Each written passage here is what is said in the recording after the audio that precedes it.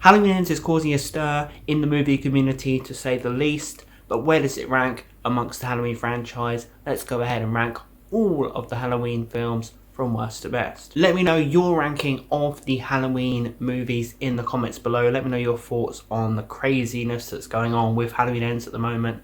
Subscribe to my channel if you're a movie geek and you love discussing movies and you love obsessing over them. I have lots of Halloween videos on my channel, lots of horror videos, all of that good stuff. Be sure to subscribe. Last on the list for me is Halloween Resurrection.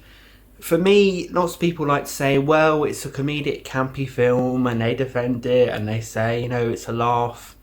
For me, it fails at even that. This is kind of the Jason X of the Halloween franchise. Lots of people like to call Jason X that fun, stupid, campy one. It's so bad, it's good. But I never got that. You know, there are films that are so bad, it's good for me in horror circles. Halloween Resurrection is not one of them. Yes, I laugh at the film, but you know what? I laugh as in I laugh maliciously at it. I don't laugh with it. Busta Rhymes being elevated to the prime main character because our bland lead is so bad.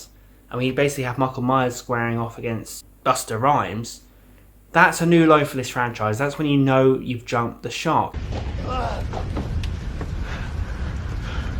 Trick or treat, motherfucker. Nothing about it felt anything close to the Halloween 1978 classic. Like, we are so far away now, and this is a movie that's going to be automatically dated because it's about the early days of the internet and reality TV. It's an interesting historical specimen, but so many movies have kind of outdated it since then. Halloween Resurrection looks dated and boring and not even sure what people would make of it watching it for the first time today. It's not a movie that holds up at all. It is the worst in the franchise because it has Michael Myers get his ass kicked by Busta Rhymes. It has Busta Rhymes degrading Michael Myers. It has Michael Myers just the butt of so many jokes. Terrible mask, terrible look at the character, nowhere to go after Halloween H2O, and every character is pretty much annoying and unlikable, and that's impressive. Next up, sorry to say it, it's Halloween Ends. Halloween Ends has Michael Myers in the sewer, like a Ninja Turtle, like a lizard, like Lyle Crocodile. He's weak, he's useless, he's pathetic, he's degraded. It's the worst degradation of Michael Myers in the franchise. I only put Halloween Resurrection under this because it's just really, there's nothing good. Like, everyone is terrible. Whereas Halloween Ends, there's a few moments, I guess, where there's a few thrills and spills. I guess some moments are entertaining. But overall, it's a bad movie. I was really, really bored. I hated what they did with the character. This character is done. This character is deteriorating. Very much Michael Myers' state in the film is the state of the franchise. Falling apart loser. And none of it makes sense. The supernatural transfer of power between Michael and Corey makes no sense.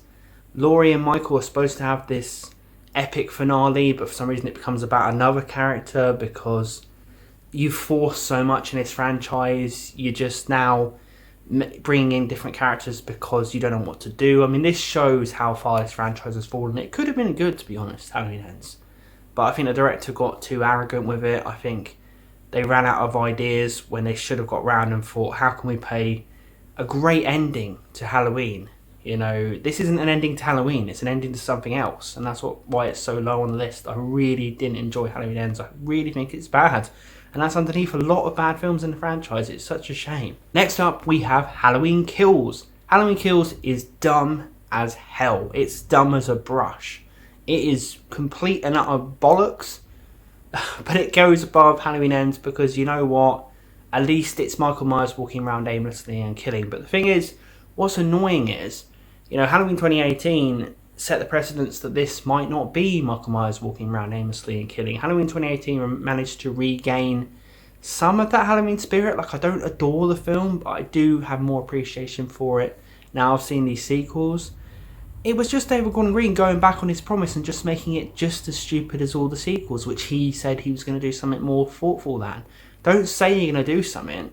You know, if you are going to do a stupid Michael Myers film, just do it and be proud of it. One of the problems with Halloween Kills is how pretentious it is, how it presents itself as something it's not. And it has this kind of social commentary nonsense in there, which breaks down at every turn. The logic is truly atrocious in this film. You ask one question, the whole thing falls apart. That's bad, you know, and then to tell me you're doing something special, but it's really just Michael lumbering around murdering. At least you get some good kills. But really, that's all it is. It's a nonsense film that tells you it's something else. Every plot turn it takes makes no sense. It also makes the town of Haddonfield really, really unlikable. Doctors, nurses, people, parents, teachers are jumping over each other and smashing each other and falling down balconies and permanently injuring each other to chase this random bloody guy who isn't necessarily Michael Myers. And then as soon as he jumps out the window, this guy who you've driven to his death, and Karen was the only person who stood up for this guy, that's why Karen's actually likeable in this film, falls to his death, then you're like, shucks, we maybe shouldn't have reacted like that. Well, next time you're going to go mental, take a step back, Haddonfield, stop shouting evil dies tonight, and think about it. Rob Zombie's Halloween 2 is next on the list. Look, it's a bad, bad movie, but why do I place it above? I mean, the bottom of this list is very like where you're going to place certain things because they're all just as, in ways, bad as each other. Rob Zombie's Halloween 2 does have some interesting ideas. I actually did a video about it, questioning whether it was as bad as people say. I think if you look at it in a certain way, it's not as bad as people say because it was Rob Zombie. He had some creative elements that I liked. I like some of the kind of direction in this. I like the world he created, the mood he created. He really did make his own thing. Like, the new David Gordon Green films try and tell you they're one thing and do something else, whereas at least Rob Zombie said, I'm doing my own thing and I don't bloody care. You are annoyed that he's doing this because it's not Halloween, but you at least understand. There's no pretension around it. Rob Zombie, again, he didn't do interviews saying he was doing a certain thing. He at least told you what he was going to do. So that kind of softened the blow, even though it takes major liberties and messes up Michael Myers' character and has some zany shit. But the thing is, it's a movie where you can't look away. Scout Taylor Compton does a decent performance as Laurie Strode. There's a fantastic opening scene in the hospital, which should have been the bloody film. So there are things to like in Rob Zombie's Halloween 2. The hysterical humour of Malcolm McDowell suddenly being a complete dick as Dr. Loomis. Please explain it to me. I would really like to understand. I'm selling the sizzle, not the steak. Rob Zombie's first Halloween is next. Now, this movie, I don't really like it, but I've grown more appreciative over the years of it, especially again in like these new films. I think he at least went with the premise. Like, we saw Michael Myers as a kid. Like, it didn't just allude to things, it actually went all in with its premise. Maybe this would have been better if the whole first Rob Zombie's Halloween film was about Michael as a kid and then the second one was about as an adult. I think the problem with Rob Zombie's Halloween is it's a remake of 78 and then half of it's Michael Myers young. You know, it just feels a bit rushed. I quite enjoy some of it, I must say. Like, the young actor they got for Michael Myers wasn't terrible. He was decent.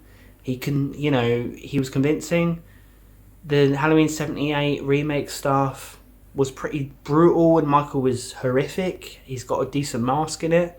He's scary, he's huge, he's Kane from WWE. He was doing those protein shakes in jail. But it's full of horrible language and horrible ideas and griminess and people swearing at each other every second. And that really brings it down. I feel like there's some good potential in Rob Zombie's Halloween movies, but he kind of ruins it with his own sensibilities. Malcolm McDowell was a good choice as Dr. Loomis. You know, there's diamonds in the rough in Rob Zombie's Halloween films, and I think this one's better than Rob Zombie's Halloween 2 because at least you can feel the reminiscent of Halloween 78 in certain scenes, and you know, it follows more of a logical formula. And next on the list is the Halloween anthology movie Season of the Witch. Now, Season of the Witch, Halloween 3, I'm placing it fairly low. You know, I don't think it's this underrated gem that a lot of fans say. I think it's pretty bad. I don't really like it. I think it's a bad movie on its own terms. Look, again, you know, like the other stuff on this list I've just talked about, there's some good elements in there. It's a crazy 80s horror. I'm always down for crazy 80s horror. But I think Tom Atkins is painfully boring in the lead. I think the villain makes no sense, and I know it's supposed to make no sense, but there's no logic at all to it. Like, there's nothing to explain what he's doing at all. So it's kind of like, it's just like annoyingly nonsense. There are some guts in this movie, you know, children dying from buying Halloween masks and bugs eating them, you know, while they're wearing the mask, like eating them from within. That's scary. But I just find myself painfully bored. I think one of the biggest problems with Halloween 3 is it's really boring. Maybe if they had have gone the anthology direction, which they wanted to do, and had some sequels to this, maybe it would have got better. I've genuinely never understood the love for Halloween 3. I just think it's boring as hell and annoying, and certain moments just make me laugh out loud, again in a bad way, not in a laughing with the film, laughing at the film. Halloween 5 is next on the list. I look at Halloween 5 as a real missed opportunity, because you know what? The potential was there. You know, lots of people said after Halloween 4 ending of Jamie possibly becoming the new Michael Myers, they were like, well, we can't have that. We can't have a child become Michael.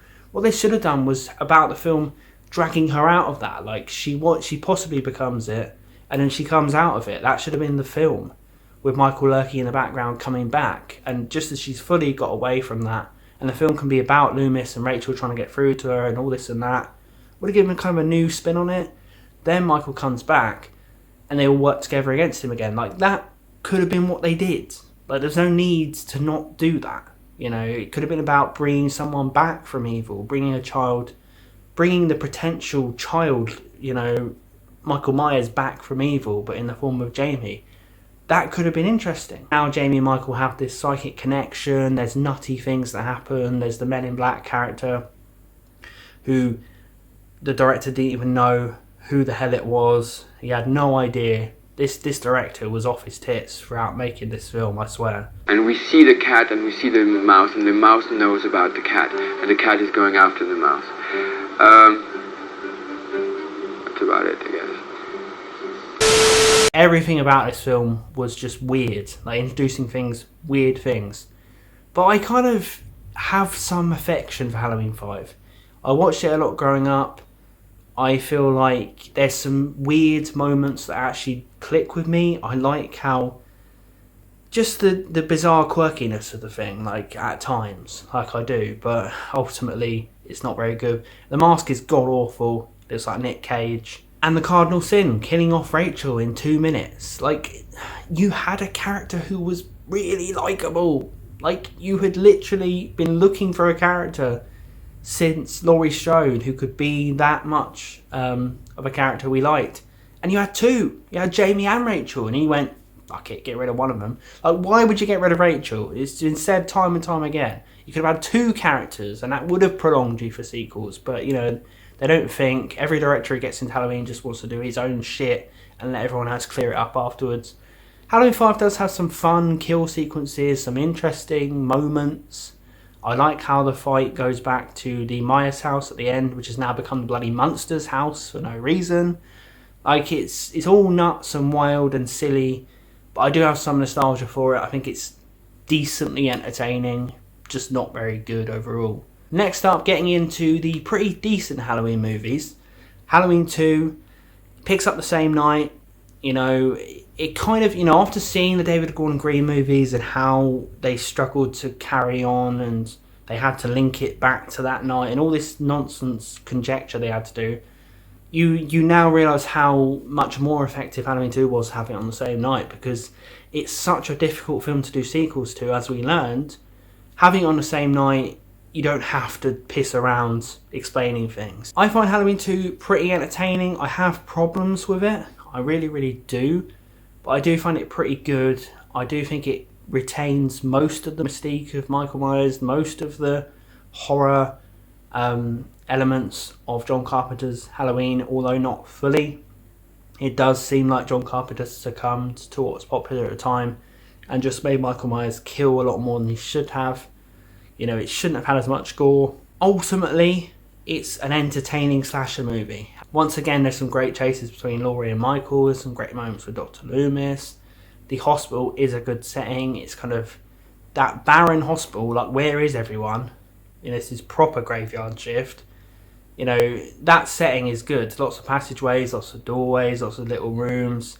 It's a good setting for it. Not as good as the first one at all. It's not even the best Halloween sequel, but it's got some good parts to it and had a very definitive and memorable ending. Halloween 2018 is next on the list, and this will shock a lot of people because when I did my original rant on Halloween Kills, I was dissing this film, I was dissing the entire David Gordon Green thing, and I do overall hate the David Gordon Green experiment just because of how bad Kills and Ends were and how arrogant and rubbish they were. Halloween 2018 is a good movie though, I can't deny it. I think they blew away all the goodwill they made in this movie in Kills and Ends. And I didn't even really realise this was a good movie until I watched Kills and Ends. Because, you know, compared to that, this is a masterpiece really. Like, you can put it against Halloween 1978 and at least it looks like it's from the same universe. It looks it has some of the same elements. There are things I don't like in Halloween 2018, but I do like the effort put in. You can see there is effort to create suspense, to create tension, to give some respect to that Halloween 1978 world. The new guy they got to play Michael Myers, James Jude Courtney, is very good. Even though I hate how they show his face so much, it just looks like Phil down the pub. There are some moments which are genuinely frightening, like the scene in the bathroom where Michael throws the teeth over the bathroom stool. Like, he's hardcore in this. Some of the kills in this rival Rob Zombie's films. He's mental. You know, the closet moment is very disturbing. They shouldn't have shown that in the trailer. That would have been a great, shocking moment in the cinema. Like, Laurie's post-traumatic stress is going a different direction to Halloween H2O's post-traumatic stress that she had. But you know what? There are different types, and I've changed my take on this. I used to think, oh, she wouldn't let this bother her for the rest of her life. Maybe she would. You know, trauma is very different. You can't have a dismissive attitude when it comes to trauma. One thing can happen that can destroy someone's life, and that's what happened here. And, you know, I watch this now and my heart goes out to Laurie. I think Jamie Lee Curtis nails it. The relationship she has with her daughter and granddaughter is interesting. The generations of trauma. Like, it's all there in 2018. It completely goes out the window in Kills and Ends, but it's all there here. I love Karen's moment where she stands up to her boogeyman. Sorry, I can't do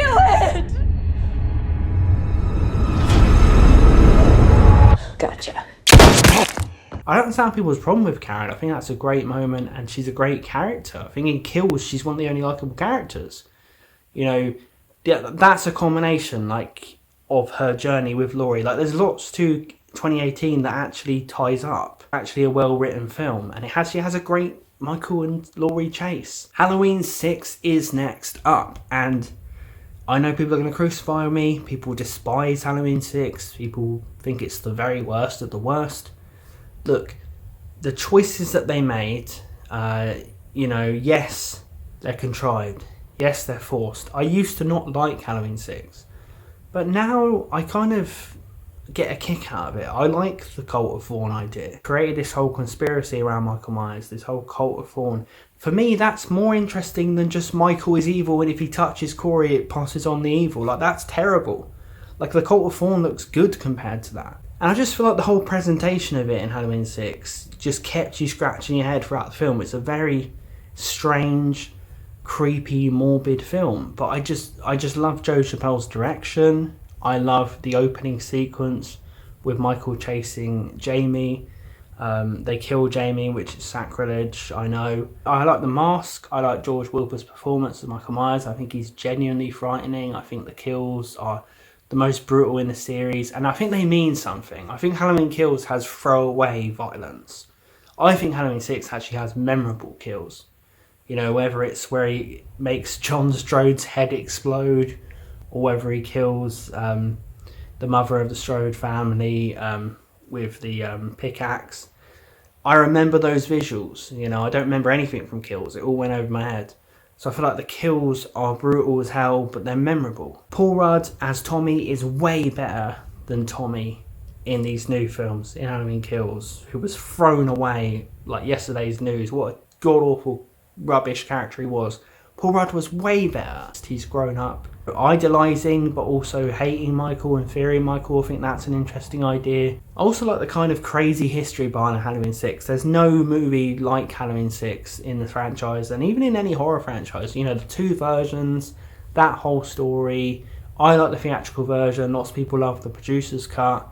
I like that kind of thing that Halloween 6 is two films, has this legacy around it of the fans deciding which one's better than the other. It's kind of a film that has a lot of love because of the craziness behind it, and that comes through in the film. I love how crazy it is. I love how mental it is. I like the cult storyline. I like how actually Michael Myers in the theatrical cut retains his mystique because we never find out whether he's really under control or not. So people who say, oh, I hate this film because it makes him under control of the cult, in the theatrical cut it actually doesn't. It still has that up in the air. Enough of this Michael Myers bullshit! Number 3 on the list is Halloween H2O. I've always enjoyed Halloween H2O. I think that Jamie Lee Curtis came back with possibly the best performance of Laurie Strode she's ever put forth. This is a woman who's fighting her demons and she's managed to get it together in some way, but she keeps falling apart on the inside, but she's trying to hold together her life. It's interesting to watch. You root for her because she's managed to accumulate something, a son, a job. But Jamie Lee Curtis does very well in just showing that vulnerable trauma inside. And I think Jamie Lee Curtis returned to the role of Laurie Strode with a lot more prestige in Halloween H2O. She'd become a major Hollywood actress, so she brought a kind of level of magnitude back to the role, and she lent a lot to Halloween H2O. This is a film where all the kind of stars pretty much aligned because the horror genre was taking off again. You know, you had Scream, I Know What You Did Last Summer, had this certain style of 90s horror, and they decided to adopt it for Halloween H2O. You know what? I don't have a problem with it. I think it was smart. You know, I think if you'd have tried to just put forth a tribute to the 78 original, you know, completely down the line, it probably wouldn't have done as well at that time when you got Scream, when you got I Know What You Did Last Summer. You know, you can either call it selling out or you can call it smart business to actually make this kind of like a hybrid of Halloween and Scream. I love Scream. I'm a sucker for the Scream movies. So seeing Michael Myers kind of filtered through that, I'm okay with that. And it does retain some Halloween 1978 elements. It does. I think that there's certain scares in this. Not much gore. You know, Michael Myers standing and staring and looming. And, you know, that scene in the bathroom where Michael doesn't do anything. He just steals a woman's bag and then walks past the mirror. That's very reminiscent of Halloween. There's certain moments like that in this where he's just walking, just staring, just being there as the shape. The problem with H2O is the bloody masks are a load of old Michael Myers poop. Why, in the name of God, it's been said and said in this franchise, what was the need to keep pissing around with the masks? In the first scene, he has the Halloween 6 mask, which is a great mask. And you know what? That opening scene is awesome. The opening scene in H2O is one of the best scenes in the Halloween franchise, where he goes back and finds the nurse from the original Halloween. That's really suspenseful, really well done, and he has the Halloween 6 mask. That's fine. For some reason the filmmakers went, I've made this one, I've made this one, I've made this one, started throwing masks out like frisbees. And they were all god awful other than the Halloween 6 mask. You see his eyes too much in H2O, and you know what? I've said it before and I'll say it again. I don't actually have a problem with the guy who plays Michael in this. I think the performance is quite slick and swift, kind of has some of the Nick Castle elements from the first film. I've said it before and I'll say it again. If someone did a fan edit and put the Halloween 6 mask on Michael in Halloween H2O, it would probably possibly go up the list, because it's, you know, that's a major problem, those masks. It brings it down a lot. But, you know, that would make it a lot better, because there's moments where Michael would be very scary if he didn't have eyes like that. I also think there should be a shout out to Josh Hartnett in Halloween H2O. I think he does a good performance in his first film. And there's other actors who went on to do lots in H2O, so there's lots of talent in this piece, lots of young talent in this piece. And I enjoy the film, I really, really do. It has a definitive ending again. You know, a great ending, you know, where Laurie finally gets her revenge on Michael. Well, she thinks she gets her revenge on Michael. She actually gets her revenge on Ted the paramedic. Number 2 on the list, the second best Halloween film. And let me know in the comments your ranking of the Halloween franchise. What do you think of my list? But number 2 is Halloween 4, The Return of Michael Myers. We don't have Jamie Lee Curtis back. The character is written out in this timeline. But we do have a young Danielle Harris, incredibly likeable. We have a young Ellie Cornell as her foster sister. So Jamie is Laurie's real daughter, and Jamie's living with a foster family, and Michael targets Jamie. I really tip my hat to Halloween 4. It's so hard to carry on with a franchise and introduce new characters that are just as likeable as who we saw before, who was iconic. And Halloween did it twice with Jamie and Rachel. They're both as likeable as each other. They're both fantastic. Danielle Harris deserved real plaudits for her performance. She's stunning as a child actor. Creates the idea of Michael will now chase everyone in his family, and everyone around the family are going to be affected. Haddonfield's going to be affected. Like it really raises the stakes that we had known before. Donald Pleasence again fantastic as Dr. Loomis, and this time Sheriff actually works with him, actually believes him. The sheriff is very effective in this. Sheriff Meeker, played by Beau Starr, he immediately believes him. He's an effective sheriff. He's great. They go off together and they're actually doing things. They're actually delivering, where you get annoyed at sheriffs and police in other Halloween films or slasher films. They don't do anything. This guy's proactive. He's doing things and he's a likeable character. The movie basically feels like the first film on steroids, and I mean that in a good way. Like, it just injects the first film and pushes it further. Michael targeting a little girl is heartbreaking. It's terrifying. It makes him actually the boogeyman. Like, the elements they introduce, and obviously the town's chasing Michael, but they're not mental like Halloween Kills. Like, they managed to do something with this. You know, lots of people say, oh, and it is, I say it as well, it's very difficult to do anything with this franchise because you just got a blank slate of a character. But in this, they do something with it. And it all pretty much is good what they do with. And it's just very entertaining from start to finish, Halloween 4. You know, you get more and more invested in Rachel and Jamie as the film goes on. And that is what you want, you know, to the point where you're just begging for them to survive. I feel like Halloween 4 kind of did the impossible. It could have failed and fallen flat on its face, but it's actually, in my view, the best Halloween sequel. And number one on the list is, of course, Halloween 1978. This is a classic. What more can you say? You know, people have talked about this film to death. It is, in my book, by far the best Halloween movie, and possibly the greatest horror movie of all time. You know, I just feel like the way this film approaches regular life and regular neighbourhood situations and regular people and just injects this horrific figure into their lives is stunning. It's one of the best examples of it ever. You really feel the normal nature of this neighbourhood. You really feel the normal nature of Laurie. You really feel safe in this neighbourhood. And then to just inject this character who you don't understand, you don't know anything about, you don't know why he's killing, he just disrupts the normality. It just rips this town open and destroys the status quo. Like, I love the unpredictability of Halloween and just the mystique of the Michael Myers character. When you watch it today, it's hard to not think of the sequels and not think of this mental franchise.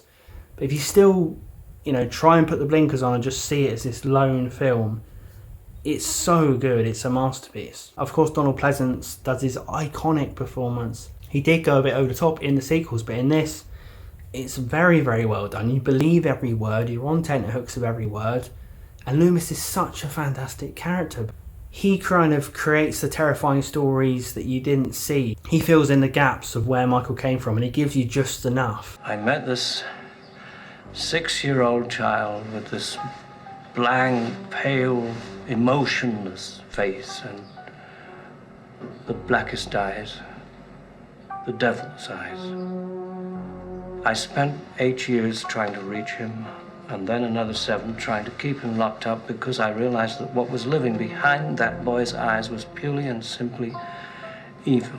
The slow pace of John Carpenter is great. The best thing about his direction is how Michael disrupts whatever scene he's in. Like when Laurie's looking out the window at the backyard and Michael's just standing there. Like, Michael, in such a normal backyard, a normal scenario, it looks so out of place. And that's what this film done. You know, and it only showed Michael sparingly, and every time you saw him, it was like, what is this guy? Like, it was really mysterious and really bizarre. And I love that. And you're just constantly asking questions of how this guy moved so fast and how this guy got into different situations. Did he disappear there? Did he this? Did he that? And you're asking questions. Obviously, Jamie Lee Curtis was a star from the get-go. She's brilliant. She's so likeable. Laurie does not deserve this. And that's one of the best things about it. Like, everyone around her is misbehaving. Everyone around her is naughty. She doesn't deserve this. She's a good person. She doesn't deserve her life impacted like this. And that's why you're there with her in Haddonfield. You really feel like a friend to Laurie by the end of the movie, and your heart breaks that she goes through this. What's the boogeyman?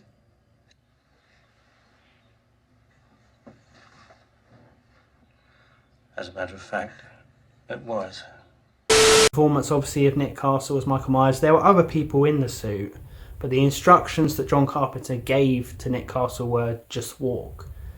And you know, he just does. But he creates a slickness, he creates a almost a gliding kind of elegance to Michael Myers in the performance. He's like a predator in this. He shifts and he changes and this and that. No one's ever been able to fully capture that again. The ending of Halloween 78 is one of the best endings ever, leaving you scratching your head.